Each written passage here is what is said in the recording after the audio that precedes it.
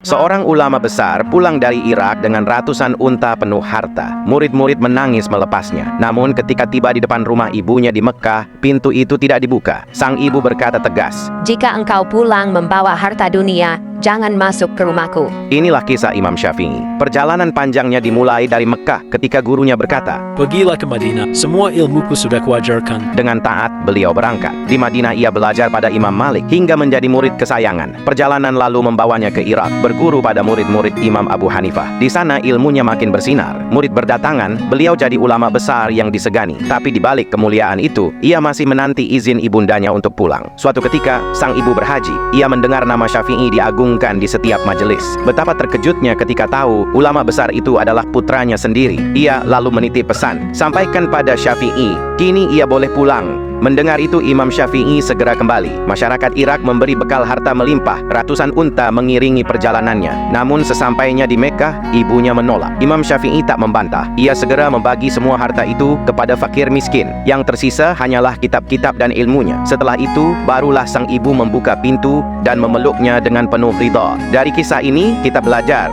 ridha seorang ibu lebih tinggi nilainya daripada harta, kedudukan, bahkan kemuliaan dunia. Imam Syafi'i dikenang bukan hanya karena ilmunya, tapi juga karena baktinya. Dan itulah yang membuat namanya harum hingga ribuan tahun setelah beliau wafat.